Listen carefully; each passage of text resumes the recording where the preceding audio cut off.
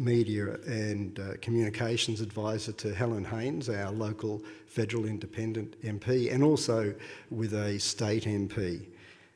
Jamie advises me that he has passions in gardening and gardening history, and he has actually published in that area as well, so it's something that he is really, really keen about.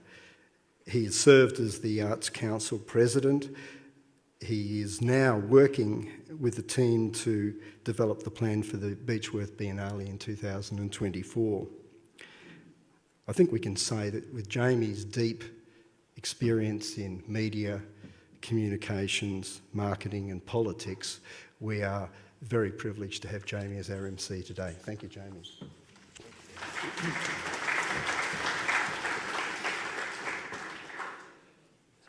Good morning, everybody. Thank you all for coming to the 21st Kerferd Oration today. I called my friend Joan Sims a few days ago and said, it's the 21st, is there a cake? And she said, no, that was last year. We decided to mark it on the 20th. So that's how it is. But welcome to everybody. Thank you for your warm introduction, Ross. And thank you to everyone in the audience and those online who are joining us for the 21st George Briscoe Kerferd Oration. I acknowledge all who gather here and those of you who are, of course, online. The guests who are with us today, the descendants of the Kerferd and members of the Kerferd family, the descendants of George Briscoe Kerferd and the Kerferd family, and the sponsors of this oration, Indigo Shire Council, and Councillor Roberta Horn is with us this morning, and former Councillor Barb Murdoch, lovely to see you here too, Barb, WAW Bank, and Quercus Beechworth. We're here to recognise in many ways the life and legacy of George Briscoe Kerferd, 1831 to 1889. Boilermaker, miner, wine and spirit merchant, brewer, councillor, council leader, parliamentarian, government minister, premier and Supreme Court judge. Before I just move into the introduction of Denis and a little about Beechworth, I just would like to acknowledge the country on which we meet.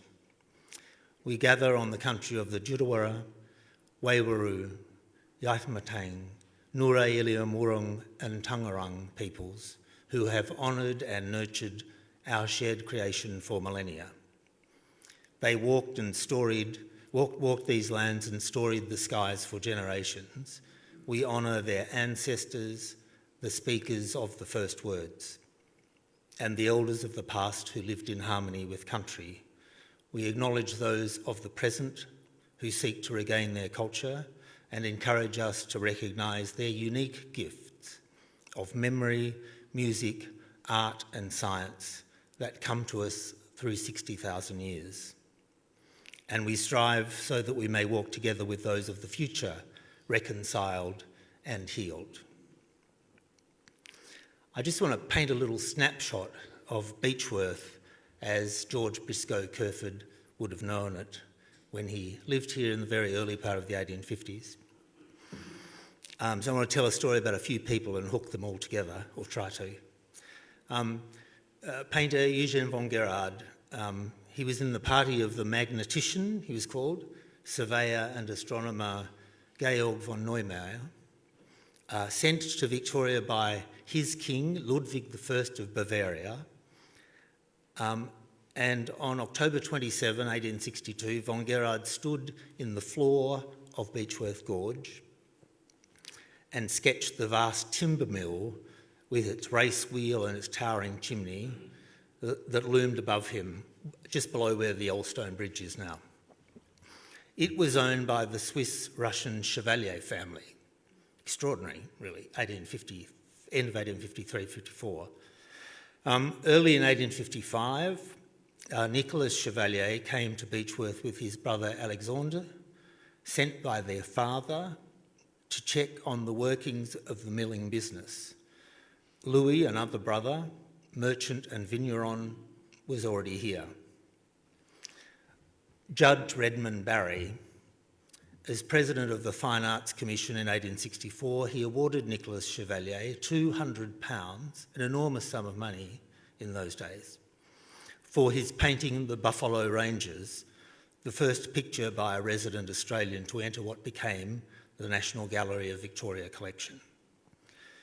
Judge Barry, of course, went on to sentence Edward Kelly to death by hanging in 1880. Ned Kelly, often arraigned and jailed in Beechworth and committed here to stand trial for the murder of police at Stringybark Creek. Excuse me. Robert O'Hara Burke, cavalryman, Beechworth Police Inspector, Superintendent and ill-fated transcontinental explorer, whose 1860 expedition with William John Wills, leaving Melbourne, was painted by Nicholas Chevalier. In a panoramic vista, a great crowd of camels and horses and frock-coated officials and women in crinoline and bonnets, and at least one Afghan cameleer that I could pick. Chevalier called it the memorandum of the start of the exploring expedition, and it was painted in Royal Park, Melbourne. And Judge Redmond Barry, von Neumayer and Ferdinand von Muller, botanist, scientist, father of Australia's alpine flora, and within a decade, the outstanding, if uncooperative, contributor to the tremendous Flora Australiensis, visited to Beechworth before a gram of gold was found. They were members of the Royal Society Exploration Committee who chose them. Ada Cambridge, English-born writer living in Christchurch Anglican Rectory here in the 1880s, who became probably the most significant female poet, novelist and diarist in the country in her day, pushing social boundaries of her time with then uncommon but far-sighted views on marriage, sex and equality. Isaac Isaacs, the 14-year-old Beechworth Common School and later Grammar School pupil, 14, took the colonial civil service examination in 1869 here and matched his teachers in the test. Later solicitor, barrister, parliamentarian, Attorney General, High Court Judge, Chief Justice of the High Court of Australia and first Australian-born Governor-General. They all came here. Historians use the term association between people and place to describe these connections. And just to put this hopefully quickly in context, and to know what George Kerferd knew about the significance of the place that came to be called Beechworth, consider these three snapshots from the reported record of the Ovens and Murray Advertiser. On November 20, 1885, miner, gold buyer and storekeeper Daniel Cameron was elected to Victoria's colonial legislature, the Legislative Council, for the Ovens district. This was the direct result, the direct outcome of a campaign that led thousands of miners here to petition the colonial government for the right to vote. They called for a full and fair franchise for all people from all backgrounds, irrespective of who they were or where they came from. Fair tax and fair representation. It was August 20, 1853, 17 months before Eureka in Ballarat. On July 19, 1867, in the Beechworth General Sessions Court before Judge Thomas Cope, Oxford University law graduate and barrister John Bowman defended a First Nations man identified only as Tommy on a charge of horse stealing. Mr. Bowman raised the question with the judge of jurisdiction, as the paper reported, on the ground that the prisoner was not a British subject. The prisoner says we are in his country. Country never conquered, never ceded, never sold, Mr. Bowman told the court, using those very words. His Honour Justice Cope certainly thought it was a monstrous thing that we should come to their country and impose our laws on them, but he could not see what court they could appeal to, and so he was treated with colonial justice. On August 3, 1871, Lincoln's Inn trained solicitor and barrister Frederick Brown Beechworth auctioneer, later mayor and parliamentarian, successfully defended the 16 or 17-year-old Ned Kelly against a charge of horse stealing because with Kelly in Beechworth prison at the time of the theft, the alleged theft, it was preposterous. But he unsuccessfully defended him on a charge of receiving a stolen horse because, released from jail, he received a stolen horse. And he was jailed again, this time for 3 years, incarcerated first in Beechworth Jail, then in Pentridge, and then on, which I couldn't quite believe it when I read it, but it's true, on a ship's hulk in Port Phillip Bay, even in the 60s, sorry. So 3 advocates, 3 champions. In Beechworth, one of them's remembered today, Daniel Cameron. 2 have slipped into the shadows of history, John Bowman and Fred Brown. But what they argued, pardon me, and what they represented was vital then and remains so now. And we know that George Briscoe Kerferd knew each of them. When Kerferd was declared elected to the Legislative Assembly as member for Ovens in 1864, in the trail blazed by Cameron and the Beechworth miners, Fred Brown chaired the testimonial dinner where 50 men honoured Kerferd's contribution to his community, this community. John Bowman, the man who stood up to defend Tommy later, raised the toast, recognising Kerferd's drive to ensure a robust infrastructure, a legacy for the people of Beechworth, through administration, justice, healthcare and water supply, having their object for the furtherance of the general prosperity of the district.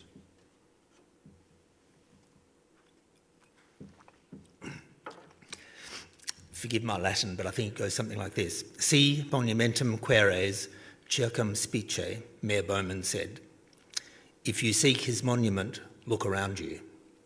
And they gave George Briscoe Kerferd a purse of 120 sovereigns. If, like me, you're an ABC listener, I first became more aware of Denis Muller on end-of-day drives home from Wangaratta work to Beechworth, when he'd been interviewed about the nuts and bolts of media and its motivations and its constraints, and all of the things that come to bear on media, by the always engaging, forthright and always fearless Nicole Chavastic on ABC statewide drive radio. His insight and experience of the workings and relationships between media and politics, particularly delivered in a clear, direct way, made sense of what can sometimes seem insensible. And significantly, when politics and media mix beyond the time-honoured principle of arm's length reporting. When Denis and I met by phone a few days ago, I suggested there were perhaps 2 things we had in common. Maybe there are 3, but we'll just stick with 2. The first was this. He became associate editor of The Age, first published on October 17, 1854. I became editor of the Ovens and Murray Advertiser, first published on January 13, 1855, just 3 months later, a little less than 3 months later. Both of those titles are still going, and so are we. Yeah. I'm pleased to say that too. The second is that we probably had cadetships, I certainly did, and I wonder if Denis did in New Zealand, in newsrooms that were in those days filled day and night with cigarette smoke. It doesn't happen today. Denis is a New Zealander who came to Australia in 1969 when he was appointed sub-editor of the Sydney Morning Herald. A decade later, he joined the Times London in the same role before coming back to Australia to become chief sub-editor of the Sydney Morning Herald. He subsequently held the positions of night editor, news editor, assistant editor, investigations of the paper until joining The Age in Melbourne as associate editor in 1986. At both mastheads, his responsibilities included representing the papers as an advocate before the Australian Press Council, and I think you'll hear a little about that today. From 1984 until he left the newspapers in 1993, he worked closely with Irving Sorwick, one of Australia's leading public opinion pollsters, in the management and writing of the Sorwick poll, which was published as Age Poll in The Age and as Herald Survey in the Sydney Morning Herald. He then became a mature age student in public policy at the University of Melbourne and completed a postgraduate diploma in 1992 and a master's degree in 1994 and subsequently a PhD. He now runs a research consultancy. I would love to hear him again on the radio with Nicole, and maybe that will happen one day. But I now have great pleasure in welcoming Kathy Muller and inviting Denis to deliver the 21st Kerferd Oration. Thank you.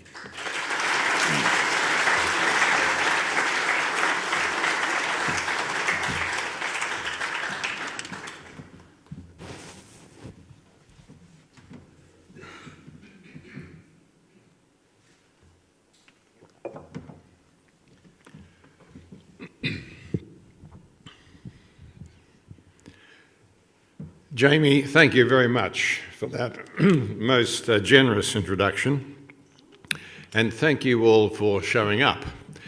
It really is a very great privilege to be asked to deliver the Kerferd Oration for 2023, and I say that for two reasons. Firstly, when I looked at the honour roll of people who've given this before me, I thought, crumbs, do I really belong in this company? And the second, and the more substantial reason, is that it celebrates the ideal of civilised and informed public debate, an ideal which has become debased in our own time, largely for reasons that lie at the heart of what I'm about to say. I've called my talk Living Through the News Media Revolution. It's a revolution we've been living through now for almost 3 decades, and it's part of something even bigger, the digital revolution. It's changed almost every aspect of social existence, but one of its most consequential effects has been on communications and the news media. Humanity is now interconnected in a way that has no parallel in history. In its effects on the news media, this has brought blessings and curses in almost equal measure. Politically, it's also brought a great paradox. We've never been so interconnected, yet never so fragmented and polarised. For today, I've chosen 4 themes. Firstly, the strengths and weaknesses of the professional mass media before the revolution. Then the impact of the revolution on the professional mass media, the impact on regional media in particular, and finally, what might be done to see that the media comes through the revolution in a condition to serve democratic societies better than they do now. There never was a golden age of newspapers. Let's not look back through the roseate glasses of nostalgia. There was a dignity about the newspapers in the age of George Briscoe Kerferd in the 19th century and the early 20th, a dignity of typography, a dignity of craft. The many crafts that produced that fresh, crisp daily miracle of a newspaper, adorned with Gothic mastheads and poetic assertions of high purpose. The Sydney Morning Herald, for instance, used to proclaim its political detachment in the words of Alexander Pope.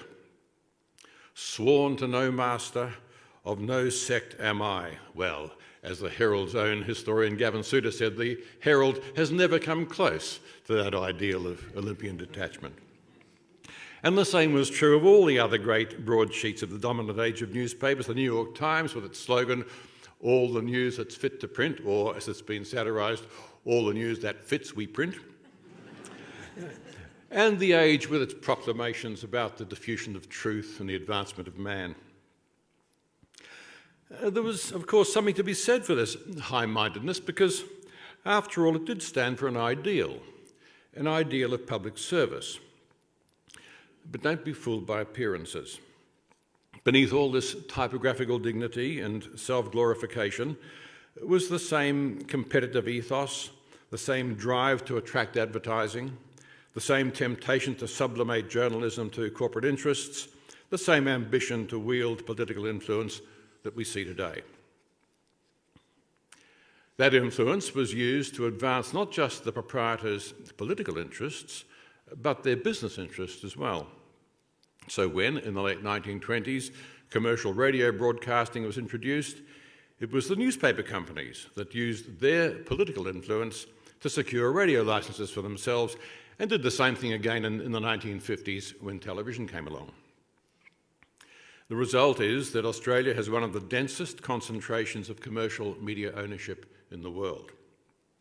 When I was on the Sydney Morning Herald in the late 1960s and through to the mid-1980s, my copy went not just to the Herald, but also to the Herald's Macquarie radio network, to its television station, Channel 7, and to all the main newspapers across Australia's state capitals with which the Herald had copy-sharing arrangements. Melbourne, the Melbourne Herald and Sun Pictorial, the Courier Mail in Brisbane, the Advertiser in Adelaide, and the Mercury in Hobart. And so, as you can see, there was very little diversity, either in the range of stories covered or the opinions offered. And the same is true today, except today is even more concentrated. Instead of 4, we now have 2 dominant commercial media organisations. Rupert Murdoch's News Corporation, which controls about 67% of metropolitan daily newspaper circulation, and the Nine Entertainment Company, which through the Sydney Morning Herald, The Age and the Financial Review controls about another 20%. It's a situation which has survived despite the digital revolution, even though that revolution has been profoundly disruptive to the media in many other ways.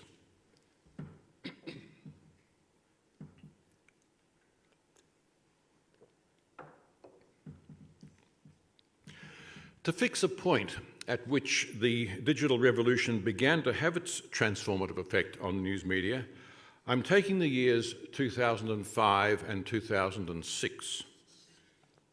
2005 was the year that newspaper revenue data showed the global digital platforms such as Google and Facebook beginning to make visible inroads into newspaper revenue streams. And 2006 was the year Twitter was launched and that Facebook created its news feed, followed by its like symbol.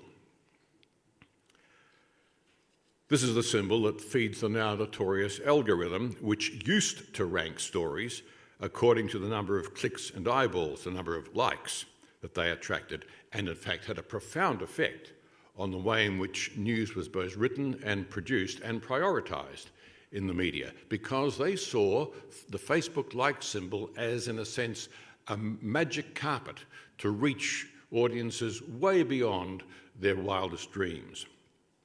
Now, it's no longer enough just to tailor your stories to the algorithm.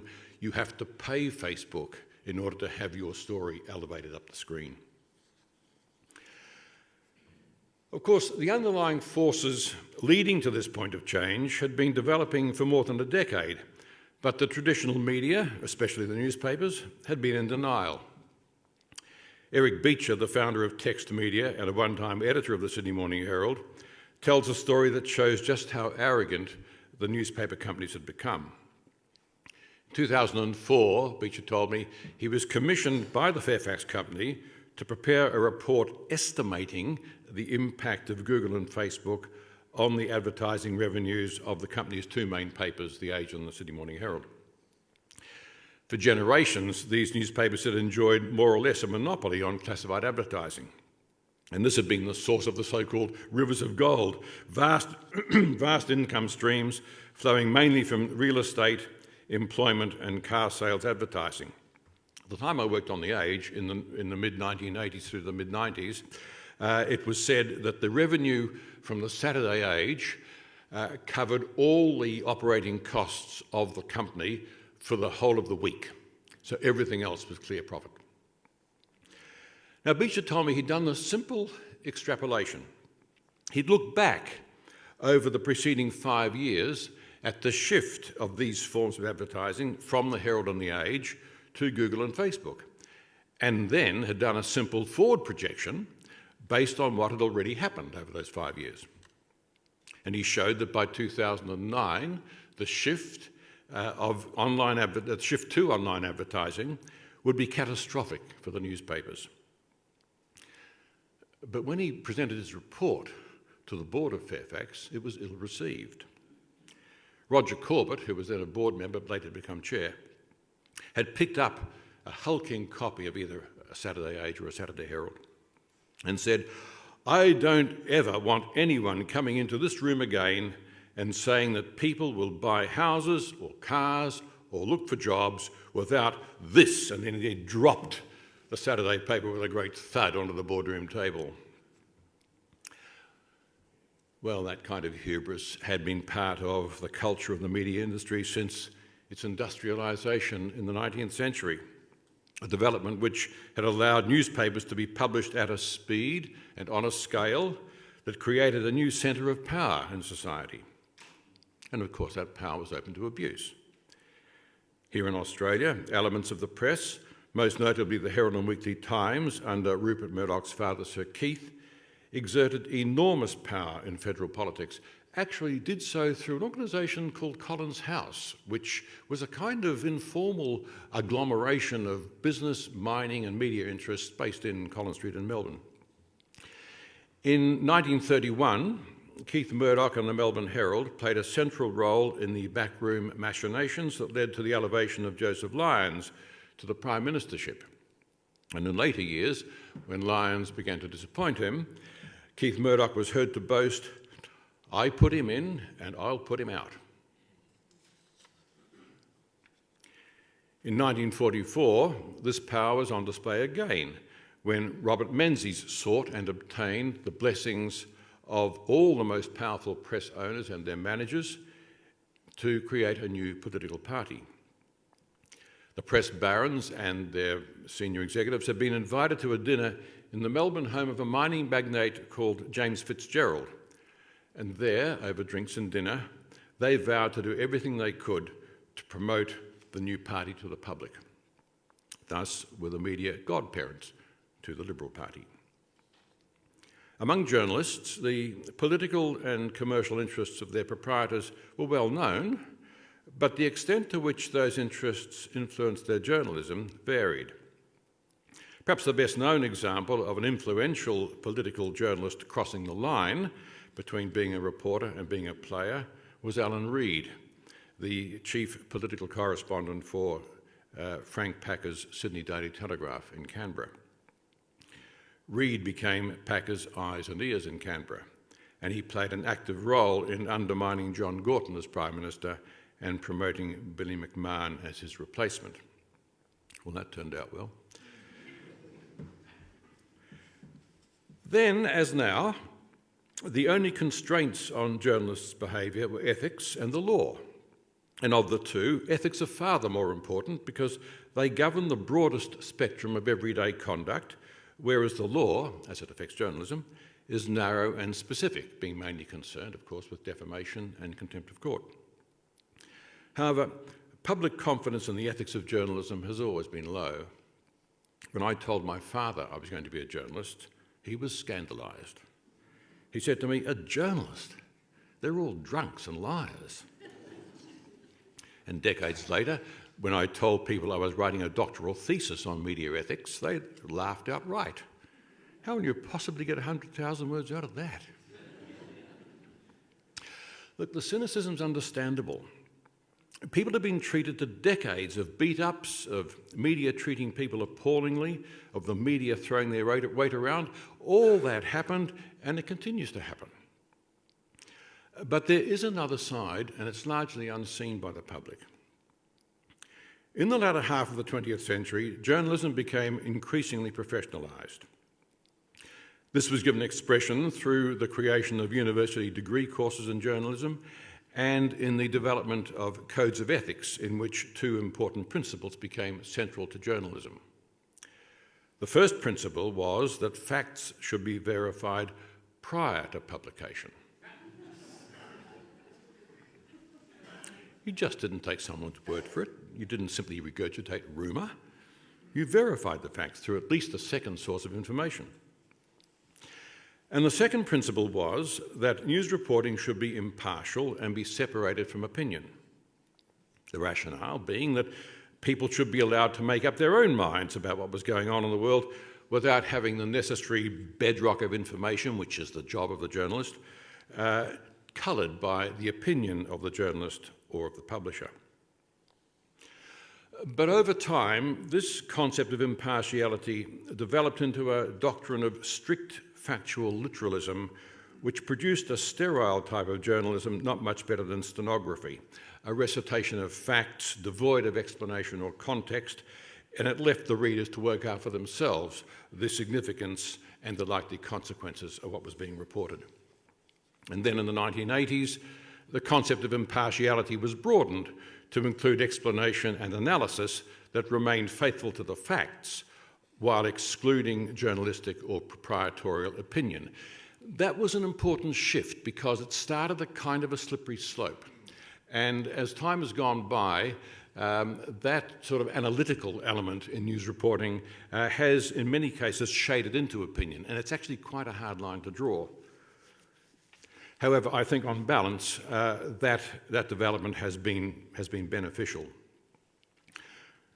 So to summarise, the professional mass media in the long period before the digital revolution acquired immense political and economic power. These were used to reinforce one another. Political power was used to enhance economic power, and the resultant economic power was used to enhance political power. A few influential journalists participated as players, but for the most part, journalists became more professional, working to codes of ethics, central features of which were verification of facts prior to publication and impartiality in news reporting.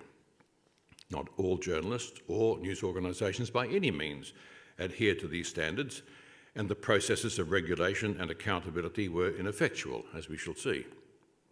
But broadly speaking, this was the landscape that was about to be transformed by the global digital platforms and the social media that they empowered.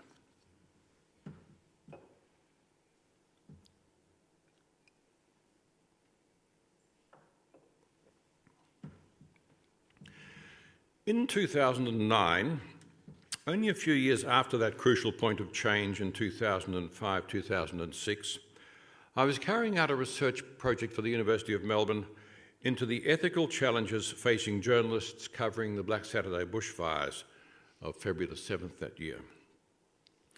In the course of interviewing journalists, I began to hear a strange and troubling mantra.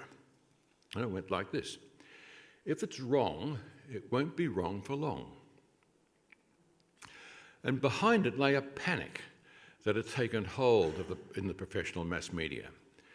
A panic caused by the realisation that they'd lost their monopoly on where the public went for news, and that they had no hope of keeping pace with the rapid and continuous stream of content appearing under the guise of news on social media. So they decided to allow themselves to be carried along on this surging tide, picking up from it what they thought was news and republishing it with minimal checking. A substantial proportion of content, not all, but quite a lot, was being published without being verified beforehand. Where this happened, the principle of prior verification was abandoned. Instead, journalists published on the basis that if something about a story was wrong, someone would see the error, notify the journalist or the publication, and it could be corrected immediately. If it's wrong, it won't be wrong for long. Of course, the fallacy lay in the fact that people who saw the wrong version might never see the corrected version. And in this atmosphere of panic, many traditional media outlets, even those that were considered to be relatively trustworthy, like The Age, abandoned prior verification if it was necessary to do so in order to keep up with the social media's tide. So the first of those two cornerstones of journalism ethics became eroded. The result was that on top of the pre-existing public cynicism about the media, this left the professional mass media wide open to the accusations made by the likes of Donald Trump that they were fake news. This in turn saw that cynical and self-contradictory term spread like a pandemic. News, properly understood, cannot be fake, and fakery cannot be news. It's either misinformation, disinformation, or lies. The term fake news is inherently destructive. It undermines public confidence in professional mass media while providing cover for people like Trump and, here in Australia, the former Liberal MP Craig Kelly, to promote their own disinformation on the basis that you can't believe what you see in the media. It is such a serious threat to democracy that around the Western world, governments are grappling with how to counter it. Americans are gearing up for what The Economist newspaper calls, and I quote, "one of the world's great festivals of online bile and misinformation," otherwise known as the US presidential election. Some of America's state legislatures and courts are drawing new lines around freedom of speech. Astonishing when you think about the jurisprudence of free speech in the United States, how broad and solid it's been, in an attempt to try to limit the damage that this kind of thing is doing to their democracy. In Europe, the European Union last year passed the Digital Services Act, which imposes heavy duties on online platforms to better moderate their content and make the working of their algorithms more transparent. And in Britain, they're about to pass the same kind of law. It's due this year. Here in Australia, the Australian government is giving the Australian Communications and Media Authority, the ACMA, new powers to crack down on the social media giants if they repeatedly fail to remove harmful misinformation and disinformation. By failing in their duty to verify prior to publication, the professional mass media helped sow the seeds of this bitter harvest. The second cornerstone principle, impartiality and the separation of news reportage from opinion, has also been eroded, more in some media organisations than in others, and the consequences for democracy have been dire. In Australia, this breakdown can be seen most clearly in the newspapers and subscription television service of Rupert Murdoch's News Corporation. News Corporation has an explicit written policy encouraging its journalists to present their news stories in such a way as to leave the audience in no doubt about where the organisation, for that read the Murdochs, stands on an issue. I am anxious to impress upon you what a profoundly insidious effect this policy is having on public life in 3 mature Western democracies. It is the key component of an instrument of tyranny Rupert Murdoch has devised to pervert the distribution of power across democratic institutions, not just in Australia, but in Britain and in the United States. When you control 2/3 of the nation's city newspapers, as Murdoch does here, and you own Britain's largest selling daily newspaper, The Sun, and one of its most influential, The Times, and when you own Fox News, the cable news channel with the highest household penetration in the United States, and you push your ideologies and prosecute your feuds on your front pages and on your television channels night after night, you create intense pressure that even the highest officers in the land are unable to resist. In Australia, it has been a significant factor in creating political paralysis over climate change for at least 15 years. It intimidated 2 prime ministers from opposite sides of politics, Kevin Rudd and Malcolm Turnbull, to the extent that while in office, they felt they could not stand up against News Corporation on this issue.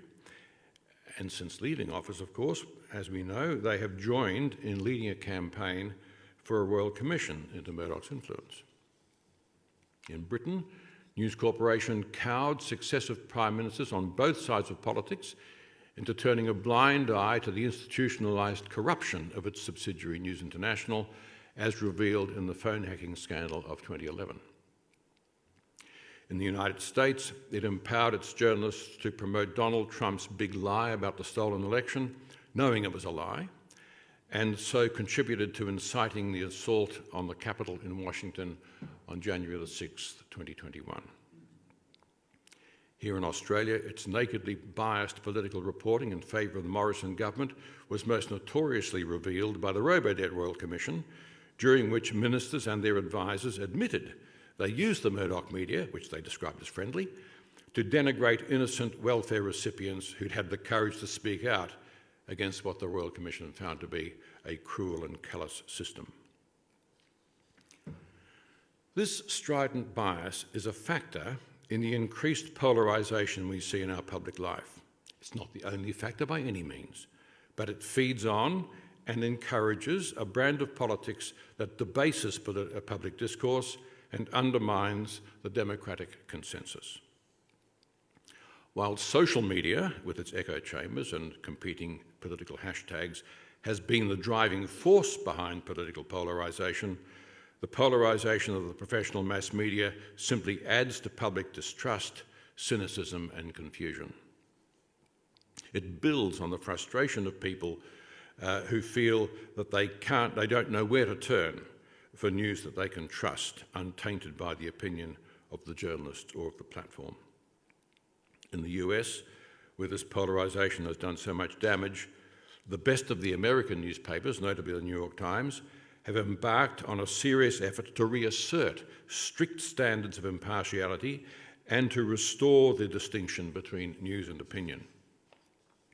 In this respect, the Australian media are waking up to the need to do the same thing, but have so far not been as proactive in doing so as the best American papers have been.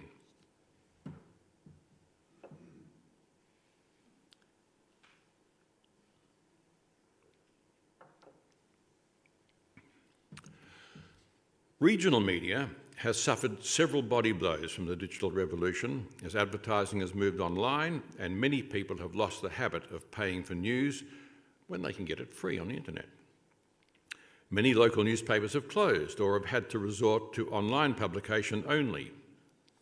Many local radio stations no longer have a local newsroom, but instead take news services syndicated from the big cities, and local television news services have been consolidated in cities many hundreds of kilometres from the communities they purport to serve. Let me share with you a case study I did as part of a research project on this issue for Melbourne University in 2016. We called it the Civic Impact Study because it looked at the impact of these changes on civic life. The case study was done in Moree in far northwestern New South Wales. It's a town of about 7,000 people and it serves a big cotton industry. The local newspaper, the Moree Champion, was considered by local people to be an indispensable local news source. No other outlet, regional or metropolitan, offered the same level of local news.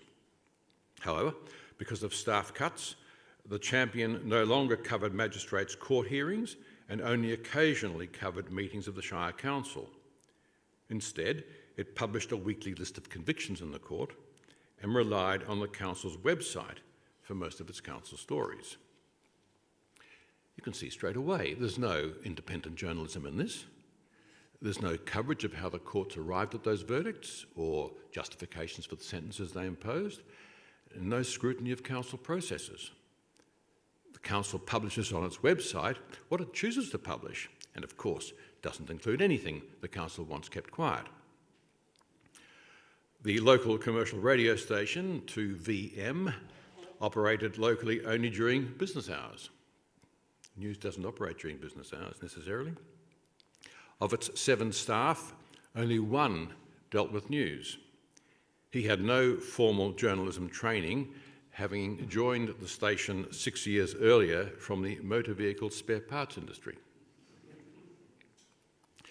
He produced 2 local news bulletins a day, each of about 5 stories, and for these he depended almost entirely on media releases sent out by the Shire Council, state and federal politicians, and anyone else sending in information such as sporting and service clubs.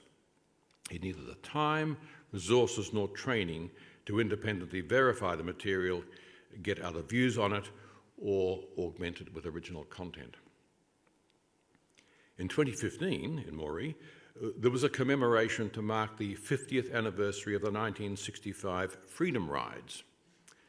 The Freedom Rides, as many of you will know, represented one of the most significant events in Moree history when a busload of protesters led by Charlie Perkins brought to the nation's attention the racial discrimination being practiced against Aboriginal people at Moree's municipal swimming pool. The young radio newsman told me he'd attended the commemorations as a member of a music band, but he hadn't written a story about it. And when I asked him why not, he said he really hadn't been trained in how to do a story like that and was afraid of upsetting people because it was about discrimination against Aboriginal people. The local television service was based in Tamworth, hundreds of kilometres away, and its news bulletins contained very little about Moree. And on the rare occasions Moree made it into the city media, it was invariably negative, usually associating the town with racism. And this is a pattern we see repeatedly across regional Australia. Local media and their communities are caught in a vicious circle. If people don't think their local media are serving them well, they won't consume it and they won't advertise in it. If they don't consume and advertise in it, its revenue shrinks and its service gets thinner or disappears. But to serve their communities well, local newspapers need resources. In this period of what is genuinely structural financial stress brought about by the digital revolution, they need financial assistance from the government in the form of government advertising, scholarships for journalists, and seed funding to help them buy equipment and train for digital as well as hard copy production. Unfortunately, when the previous federal government handed out its assistance package to regional media during the COVID pandemic, it gave most of the money to exactly the wrong people. It gave the lion's share to the big regional newspaper and commercial broadcasting companies who used at least some of it to pay out redundancies and consolidate their news operations far from the communities they were supposed to serve. The small independent newspapers, owned by people like the Higgins family here in the Murray Ovens region, with a long-term commitment to their communities, got very little, and as a result, many folded or went online. Now, online publishing is all very well, but it excludes people who, for one reason or another, can't get access to online material. Online publishing also makes the news invisible. You have to dig a few layers into the computer or into the smart device to get at it. Whereas visibility is a great strength of the physical newspaper. It's there, staring up at you from the shop counter or cafe table. You might only see the headline, but it's better than nothing. That's one reason why I believe newspapers remain vital. Not only are they a permanent and accessible historical record, but they are just there. They can be picked up spontaneously, and they're a visible reminder to people in power that someone is keeping an eye on them. The other vital part of regional media is the ABC. Like other media organisations, it too seems to be having trouble adjusting to the digital world. Quite rightly, it is heavily invested in digital transmission, but there is genuine concern in regional areas that in its rush to what it calls digital first, the ABC is running down its analogue broadcasting too quickly. The ABC denies this, so in the absence of further evidence, we'll just have to wait and see. People living in regional Australia simply can't do without the ABC. It not only supplies a trusted source of news and information of a kind no one else supplies, but in emergencies, it's all we have.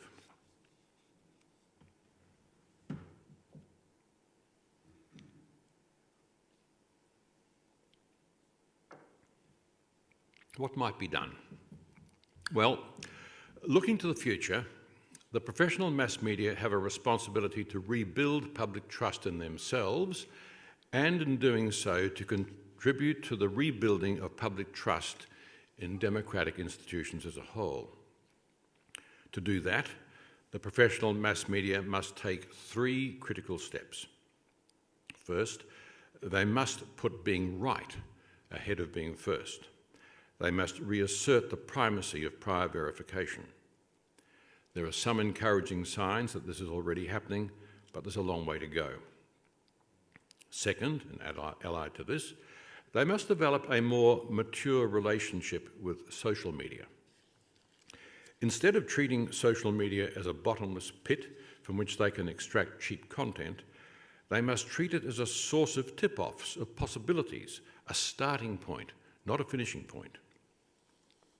They also need to stop believing that something's news just because it's gone viral online. Virality alone is not a news value. It needs something more, an element of public interest. And by that I don't mean public curiosity. Public interest is something in which the public has a definable stake. It has to do with public health and safety, governance of our society, management of the economy, issues in which, or events in which people invest trust. They are matters in which the public have a stake. That's public interest. It isn't cat videos and what the Kardashians did yesterday. At the same time, we've seen what a huge positive potential social media has as an adjunct to the professional mass media. Take the George Floyd case. You'll remember he was the black man murdered in Minneapolis in 2020 by a white police officer who knelt on his neck while Floyd cried out, "I can't breathe." Bystanders took video and audio of this and posted it on social media. However, it was only when the professional mass media verified it as being genuine and gave it context that it became a story of global significance. It then generated outrage across the Western world and led to protest marches in many places against police treatment of black people, including here in Australia. In the pre-digital age, the killing of a black man by a white policeman in a relatively obscure American city wouldn't have made headlines anywhere except perhaps in the city itself. It was the combination of social media providing eyewitness evidence and professional mass media providing verification and context that made the story a global one. Thirdly, the professional mass media must recommit to impartiality in news reporting, a vital part of which is the separation of news reportage from opinion. Left to themselves, the best of our media platforms can do this, and some are already doing it.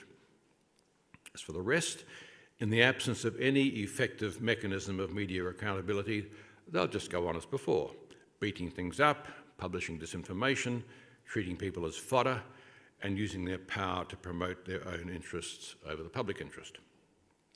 Unfortunately, Australia has no effective mechanism of media accountability. The Australian Press Council is dependent on the newspaper companies for its funding, and 2/3 of that funding comes from Rupert Murdoch's News Corporation because it controls 2/3 of circulation. News Corp's policy of encouraging its journalists to use the news pages to promote the Murdoch family's commercial and ideological interests flatly contradicts the Press Council's first general principle, which says news and opinion should be separated. When I questioned the Press Council recently about this, it choked on a response. Not surprising when it's a financial hostage to News Corporation. I want to just add here that, as Jamie mentioned, I was the representative, the sort of advocate for the Herald and the Age at the Press Council for some years, turning up to defend the indefensible usually. And I want to say that it's not the people on the Press Council that are the problem. The Press Council has had a lot of distinguished people and people committed to trying to do the right thing. But its structure and its financial dependence on the newspaper companies make that very difficult. So I want to separate what I said there. I want to separate the institution of the Press Council from the very many good people who have made it up and tried to make it work over a long time. Radio and television answer to a federal government statutory authority called the Australian Communications and Media Authority. As an accountability body, it was set up to fail. It's what's called a co-regulator. This is Paul Keating's work, incidentally. Before that, there was the Broadcasting Authority and the Broadcasting Tribunal, and they were regulators, they were not co-regulators. But the ACMA is required to regulate in partnership with the radio and television industries. That means it's compromised from the start, captured by the industries it's meant to regulate. So far, all efforts to establish an effective accountability mechanism for the media in Australia have come to nothing. The most recent proposal came from the Productivity Commission in 2021, when it recommended one accountability mechanism to cover all media, including the global platforms. No government have been willing to go near it. Before that, in 2012, an inquiry set up by the Gillard government in the wake of the News International phone hacking scandal in London recommended a statutory authority to cover all media. I was part of that inquiry, and all of us who were centrally involved, retired Justice Ray Finkelstein, Professor Matthew Ricketson, Emeritus Professor Rod Tiffin and me, were all vilified by the media as being just like Hitler, Mao Zedong, Stalin or Kim Jong-il, take your pick. You see, we have a fair way to go before our media emerges on the other side of this revolution, and what form they will emerge in cannot be predicted with certainty. However, I think our experience so far suggests something of what we may expect. One is that the large media companies will survive as centres of political and economic power. They are adapting to new technologies and their platforms dominate online news consumption. Another is that starting up a sustainable media business online remains remarkably difficult. The capital costs may not be anything like as large as in the past when you needed large press halls and broadcasting infrastructure, but neither are the income streams and profits anything like as large. Since the first great eruption of online news sites about 15 years ago, the attrition rate has been high. However, there's little doubt that this sector will survive, and it will probably do so by focusing on a clear mission to serve niche audiences, or, as in the case of The Guardian Australia, more general audiences who are not satisfied with what the big media outlets offer. The great unknown is the impact of artificial intelligence. It has the potential to spread disinformation, misinformation, conspiracy theories, and hate speech on a scale that surpasses anything humanity has previously experienced, while being indistinguishable from human-generated journalism. With this threat looming on the horizon, the responsibility of the professional mass media to do all it can to rebuild public trust, to give people sources of news they can trust, is more urgent than ever. Thank you.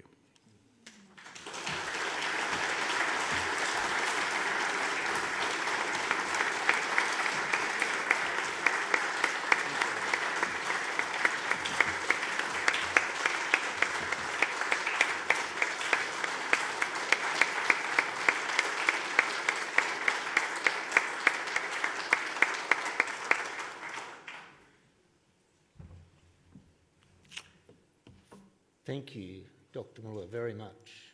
Important cautionary tales for us all, I think. I had experience only on Thursday morning, I think it was, on listening to the ABC, locally, ABC Goulburn Murray, and Sandra Moon is the morning presenter. And without making any comment about the politics of the situation, she had one of the leading proponents of the no case in the referendum on the program. And this proponent said, well, of course, if it gets up, it's going to cost hundreds and hundreds of millions of dollars. And Sandra Moon said, have you seen a budget on that? Is there a budget paper from the government on that? And he said, well, the thing itself, the referendum, is costing $386 million, so the outcome's going to cost a whole lot more. Assumption. And what I thought was really important, and goes, I think, to one of your key points, is calling it out and seeking verification. I'm not sure she actually got the answer that she wanted, but the fact that she called it out I thought was particularly important. And I guess we all must do that, particularly when looking at social media and calling it out in our own minds, what's true and what's not. We now will move to questions, And Virginia, you're going to help me with this, I understand. So what I'd like you to do, if you could, if you just raise your hand, give your name, and it might help us if you also give us the location where you live, usually. That would be handy, and put your question to Denis. So we'll start, and we'll also take questions from people online. But Virginia, I'll ask you just to signal when you've got some of those marshalled. There's one, David. I'll let you. My name is David Rastus. I'm a blow-in from Tasmania. I've been living in Beechworth for 2 weeks. I would just like to start by saying thank you very much for a very illuminating and thought-provoking and quite broad overview of the ethics within journalism. I had one question that came from two of the moments during your oration. One of them was when you mentioned the paywall problem of decent journalism being behind subscription or academic articles being locked. The other one was the possibilities of disseminating a lot of journalism. I think I can sort of speak for a lot of people who use social media and have an ethical responsibility when we're sharing links to articles that might be behind a paywall. What it can present as a problem is that people make up their minds and form opinions based on headlines or the first little bit of an article, which are designed to grab attention. And I would be really fascinated to hear your opinion on what we as social media users could do to, I guess, maintain a good ethic. It's an excellent question. I think the first thing would be to go to, if you are yourself generating social media content, go to news sources that are established or that you trust. Don't go to other untested places where you have any doubts yourself about the trustworthiness of what's being published. But in a sense, a prior step is to come at the issue with an open mind. Otherwise, you finish up going down into the same sort of rabbit holes of echo chambers and so on that many have preceded you down.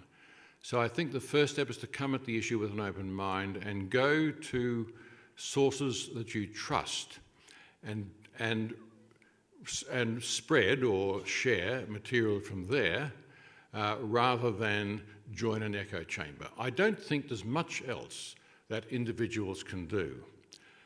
You mentioned paywalls. Paywalls have been introduced out of necessity in most places. Not at The Guardian, because The Guardian actually makes its money through the investments of the Scott Trust, but genuine commercial media have had to introduce paywalls as a revenue stream. And anyway, we've always had to pay for news, except radio news, and we got out of the habit of it. And the paywalls are reasserting the habit in the face of a good deal of public objection. Is that... I've just got one down here. Peter. I'll come back to you, sir. My name's Peter Leppert. I live in Beechworth. I came in slightly late, so I missed the first bit, but having worked in research and having learned how to deal with media to try and communicate the correct message of peer-reviewed science, I have a bit of experience. But my concern was just a comment from your professional perspective on the influence of things like the Cambridge Analytica that basically brainwash people into thinking a certain way so they'd vote. So we can put that into the Brexit, we can put it into the American election. What's your view on how dangerous and how effective that is? Well, it was profoundly dangerous, as we saw in those two cases. Cambridge Analytica, for those of you who are not familiar with it, was a research organisation which basically accumulated vast amounts of material, basically by data scraping out of the online world. People's attitudes and their feelings, the sort of sentiments that lay behind their attitudes on a whole range of what the Americans call hot button issues, and then fed this into the creation of political messaging very effectively, and worked for all sorts of dodgy political operatives around the world. So the problem with Cambridge Analytica was that it was feeding what looked like spontaneous public sentiment, where in fact it had been data scraped out of social media, which you couldn't regard as utterly representative, widely representative, but not completely. It was revealed in the end, the machinations of Cambridge Analytica, it was revealed by excellent journalism. There was an undercover operation run which revealed what Cambridge Analytica was doing, and as a result it destroyed, those revelations destroyed Cambridge Analytica. So in a sense, journalism does provide an antidote to these things. But the problem that has been raised is that political parties are responding in their political messaging to these deep underlying sentiments that otherwise are invisible to us, and we don't really understand where that messaging is coming from, but because it is so tailored to these deep-seated feelings of people on these very sensitive issues, it's very effective. Yes, sir. My name is Michael Metzger from Wangaratta. To what extent do you think, Denis, that a program like Media Watch can maintain some sort of integrity, or at least highlight the lack of integrity of many media organisations? And do you imagine that AI might be constructively used by such an organisation to combat the misinformation and the bias that exists? Well, firstly, Media Watch is the only media accountability mechanism we have that counts for anything. As journalists have told me over and again, no one wants a Guernsey on Media Watch. But, of course, it's got very limited resources and no formal institutional standing. I mean, without Media Watch, there would be nothing, really. The problem of Media Watch, I think, is that, firstly, it does just have that, it's that very small resource base. Because of its lack of institutional standing, the media companies just tell it to go away, which is what they typically do. And there is no sanction other than naming and shaming. Now, naming and shaming is okay, but if you're talking about the digital platforms, naming and shaming has no impact. And even if you talk about the 9 newspapers or News Corporation, naming and shaming is not enough. Governments are now talking about fines based upon proportions of turnover, and now they're talking. So, yeah, Media Watch is there, but limited. I'm sorry, did I miss something else? Just the potential for AI to be used. Oh, for AI, yes. It would be possible, I think, without being any kind of an expert on AI, the fact that AI is builds its knowledge from what's out there. I think if you wanted to steer an AI, whatever you call it, in the direction of accumulating, I don't know, for instance, disinformation about the voice referendum, I think that would be quite easy to do. You'd have to tell it what disinformation in that area looked like, but having done that, I think it probably would be a very useful accumulator of data like that, yeah.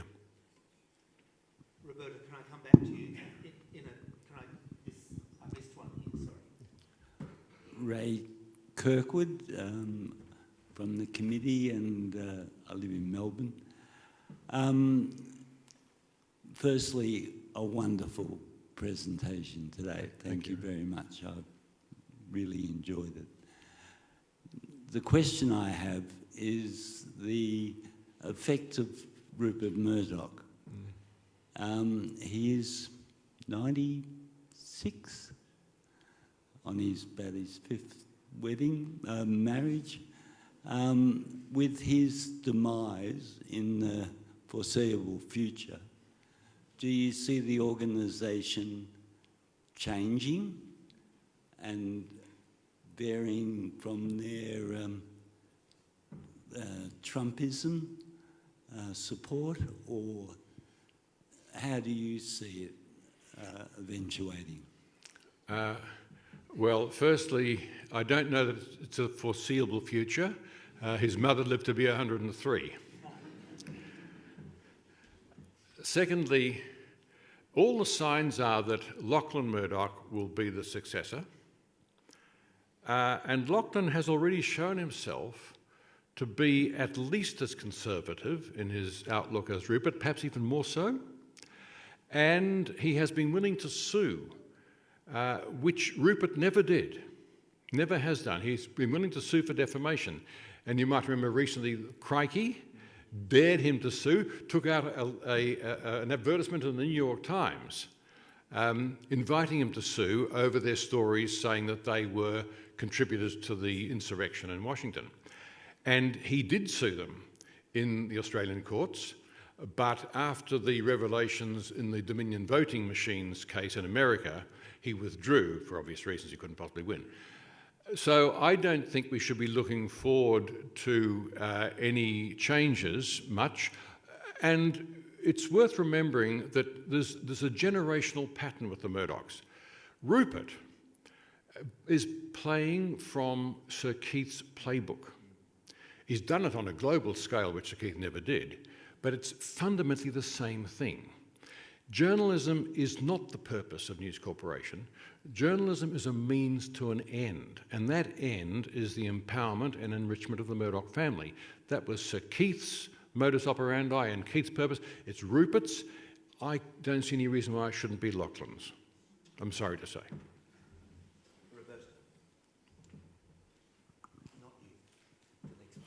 Hello, I'm Roberta Horn. I now live in Rutherglen, but I grew up in Adelaide. And I'm very proud to say that I worked for AAP Reuters Bureau in Adelaide. I'd be very keen to have your comments on the local government process whereby the Mayor speaks on behalf of the councillors about media matters. Well, I mean, the Mayor can, obviously, but a good journalist doesn't stop there.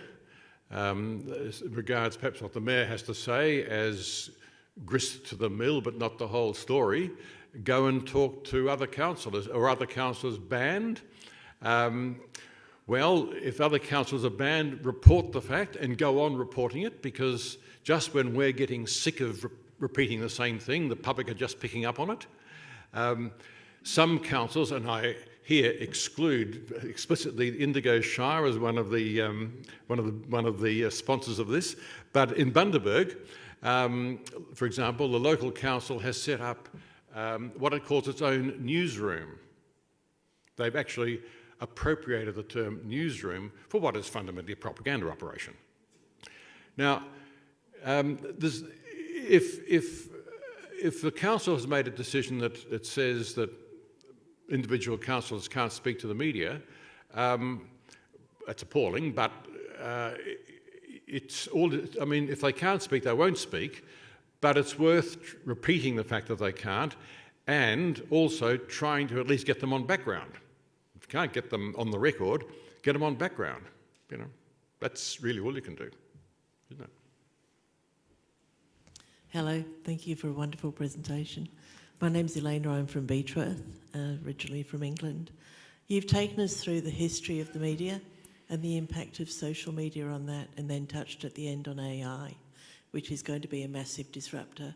And there's a huge threat to the civic conversation around democracy from that. Do you see there's a role for everybody in this room to get involved in using AI, learning about AI, bringing the democratic power in AI to the fore? Is that a realistic proposition to combat the power of the Murdochs, for example? I don't know that it's realistic. Do you know, I think the best that any of us can do is to recognise the risks, talk to people in our circle about those risks, understand as best we can how AI operates, but it's very hard for us to really see into it unless we're AI experts ourselves. I think a bigger contribution that we can make is to participate in civic life. I really do think that.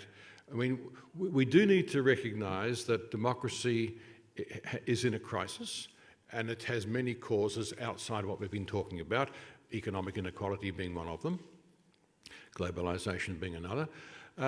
But I think by participating in civic life, by joining, I think that's the way that we as individuals can make our contribution. In a bit, Robert Putnam, who's a political scientist in America, he wrote a book called Bowling Alone, which was all about this fragmentation. Then he wrote a book called Better Together, which was really, it was all data-based.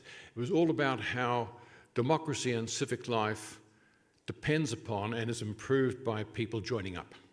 So I think at an individual level, it's more that kind of thing, and being discriminating, of course, about where we get our news.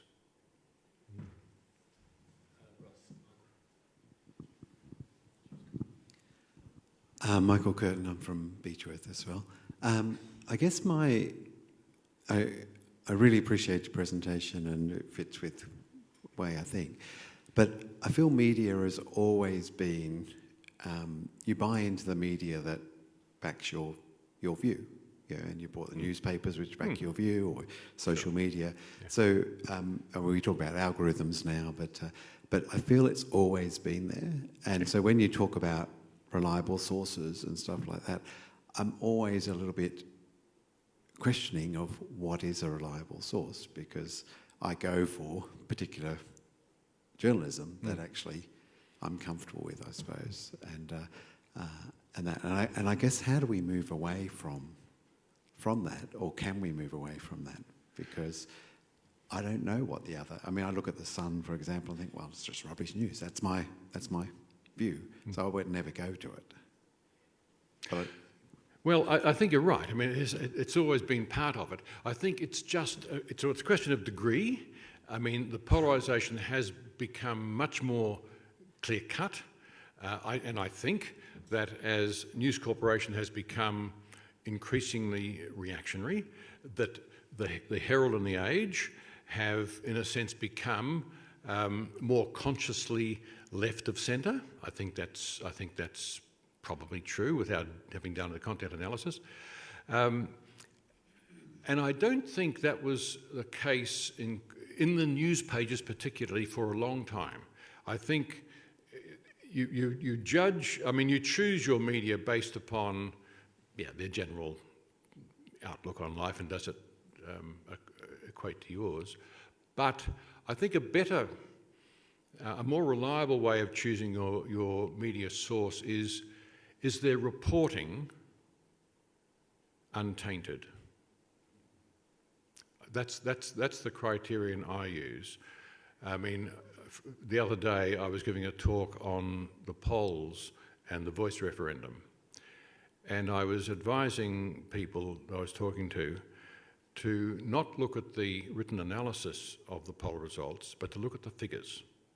Go and look at the numbers, and it's not that difficult, and make up your own mind. Read the analysis if you want to, but very often the analysis will be skewed to suit the agenda of the publication. So as far as you can, go looking for the factual basis. And if the facts are presented, it's more reliable than organisations where they don't present the facts but just present the analysis. You know, that's a kind of rule of thumb, I think. I'm Claire Loughnane from Beechworth, formerly Melbourne. Thanks very much, Denis, for a really wonderful presentation. It's, I think, in many ways a call to vigilance in relation to the news.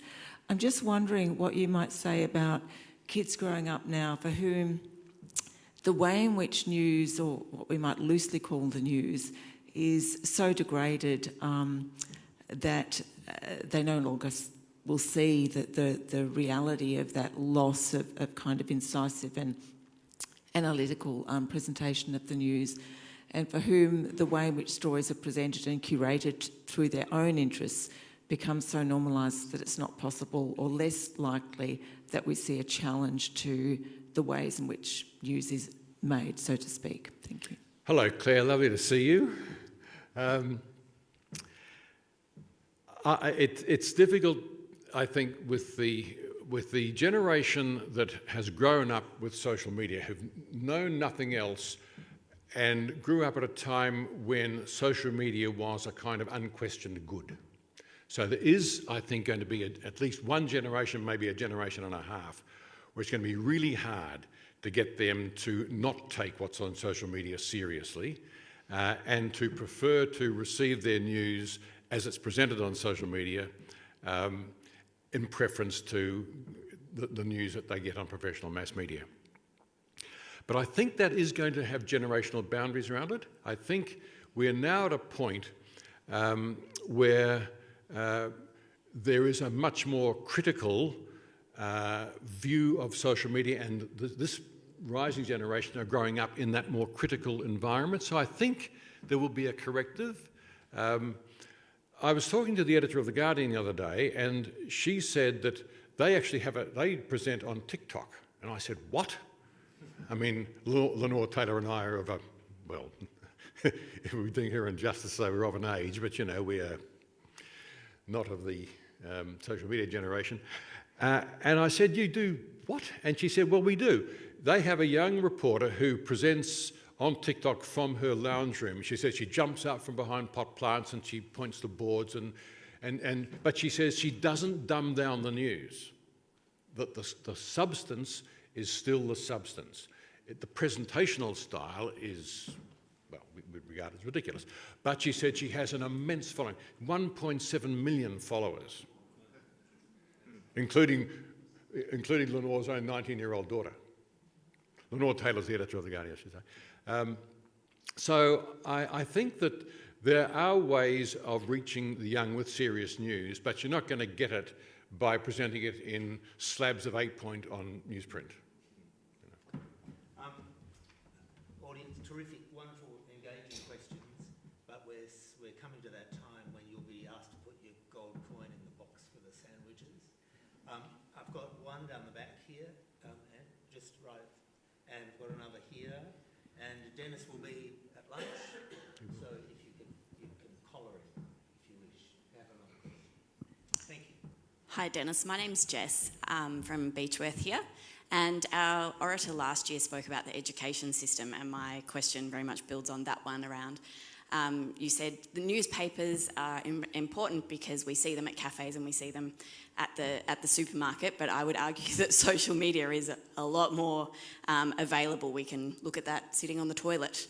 And it's in our face and it's everywhere, and that's what our children are going to see, and having news like The Guardian on TikTok is incredibly important. But what is also important is children being taught media literacy in schools. Do you think that our education system is doing that well? Do you think that they will get better at it, and are they taking it seriously enough as part of our education for young people to understand media and how it works and how to find good, decent media? Well, this is a sample of one which is not scientific, but the other day I was talking to my granddaughter, who's in year 12, and she is being taught. And I was very heartened to hear it. She's being taught analytical thinking around media and around language generally, in really quite a sophisticated way, far more sophisticated than anything I ever got at school. So I suspect that the educators have been onto this for quite a long time, actually. And it might be one thing for people to want to see lightweight stuff on social media, but I don't think that tells the whole story about young people at all. I mean, I think that the story Lenore Taylor told me the other day was, I think, very heartening. Yes, it's being presented in a fun way, but the substance is there. And I think that we do the young a disservice by thinking they're not interested in serious news. I'm sure that they are probably better informed than any generation that's gone before. It's just that they have a whole lot of other, how am I going to say this politely? A whole lot of other stuff to distract them. But no, I think that the education system is probably doing as good a job of this as we can probably expect of them. Roberta, speak up. Oh no, here comes Anne. Hi, I'm Roberta Baker. I live here in Beechworth and I'm a retired journalist. I know of several retired journalists in the audience, including another Walkley Award winner just behind me. Sorry, Andrew. You mean Mr. Hipwell? Look, my question is now a little bit redundant because Jess has asked the question that I wanted to put to you. I have direct experience with my adult children of being taught critical thinking in Wangaratta High School by a member of the audience who's sitting here today. Thank you. A pat on her back. And I have found that my children have become very discerning in their use of social media, and their friends as well. They use Facebook very little. And they certainly go to online news sources. I'm very grateful for the education system in Victoria that has provided that critical thinking and critical analysis in their education. I think Victoria does that really well. I don't know about the other states. We've already had your comments about it, so I guess I'm just amplifying what others have said. Do you think there's room for more of that at an earlier age in primary school? I think there's always room for more of it. I'm not an educator, so I don't know at what point in child development they become open to this, but I would have thought that by the time people are in sort of year 4, and I'm going back to my own elder daughter's time now, she's, 47? But I used to give talks in her primary school when she was in year 4 about the media. So I think probably, again, for a long time, certainly in some schools, children at that age were being invited to think about the news, and I used to go and give little talks to her class about what made a story, difference between a story and just information, and what to look for in the way it was written. Was someone trying to push a particular line of argument, or were they just giving you the facts? So they were talking about that when Poss was at school in Sydney in the early 1980s. So yeah, I think it has been there for a good while. But of course, it's not just a question of that kind of thing now. It's a question of looking at the sources of material. Where's it coming from? And it's so easy to make fake stuff. I mean, to manipulate photographs in particular. I mean, at the university, when I teach at the University of Melbourne, as part of my ethics course, we run exercises on picking fake images And there's software that can do this for you. So there are all sorts of layers to it now, which never existed before. And it goes right through from primary school right through to postgraduate study. Thank you, audience. Thank you, Denis. Thank you very much indeed. Thank you.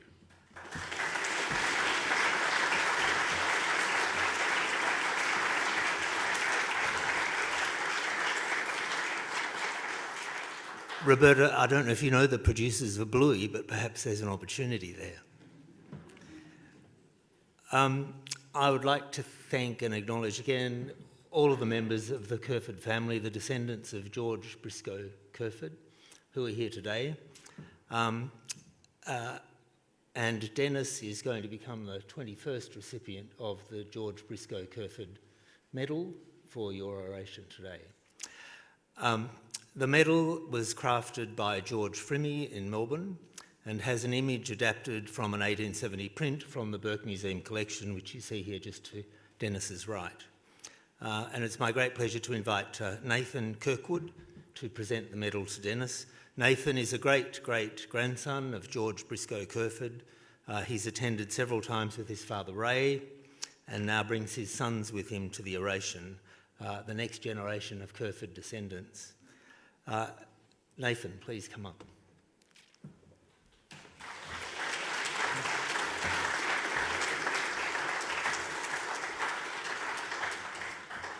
Thank you, Jamie, and thank you for your welcome. And it is my great honour to hand out this year's, or the 21st medal to Denis, and it's kind of fitting that in this 21st year, the year the Kerferd Oration comes of age, we're talking about the new age of media and the age that we're going to. Firstly, I'd like to just thank Denis, but also to thank the members of the Kerferd Oration Committee who have put on such a fantastic event this year. Ross, Chris, Virginia, Catherine, Anne, and of course my father Ray. Also to the incredible venue here that we are today. That's it's really a fitting spot for us to be.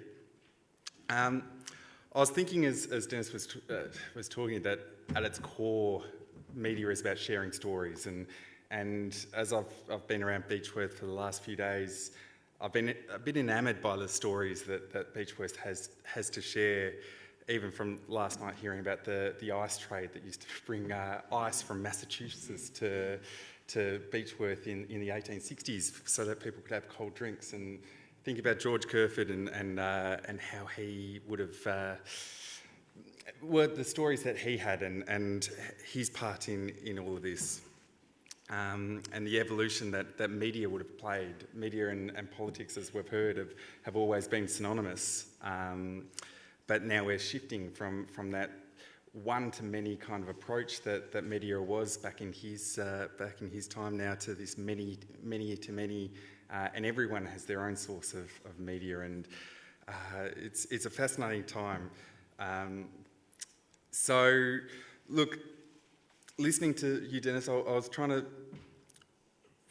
pick whether you're a optimist or a pessimist, or perhaps you're a realist when it comes to what happens next. I guess you're giving it to all of us to be our own bastions of truth in our search for what is the truth and for what media can be. So, on behalf of the Kerferd family, thank you for your speech today, and yes, I'll hand this over as the 21st recipient. Thank you.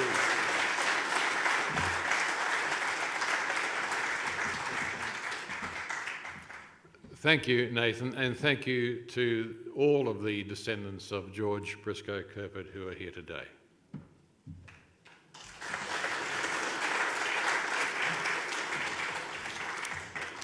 Thank you, Nathan, very much. Great to see that your great-great-grandfather's legacy continues, and some. On the honour board, which is here, Of course, from today, the name of Dr Denis Muller will be added. And it's been a terrific pleasure to have you and to hear your insightful coverage of the landscape of media and politics. But I think it's a cautionary tale for all of us, very clearly. On behalf of the Kerferd Oration Organising Committee, I'd like to thank all of you for coming, all of the people involved in the creation of the oration this year. I particularly thank Kathy and Denis for coming all the way to Beechworth. I hope you will enjoy your stay here, and I hope you'll come back. A terrific and provocative oration that you've delivered. I'd like to welcome you all to join us for lunch and continue the conversation. I'd also like to, one thing I omitted earlier, to acknowledge some of the founding members of the Kerferd Oration who are here in the audience today as ever. Thank you. Lunch will be provided outside and a gold coin donation would be appreciated. Thank you very much and thank you for coming and have a good day. Goodbye.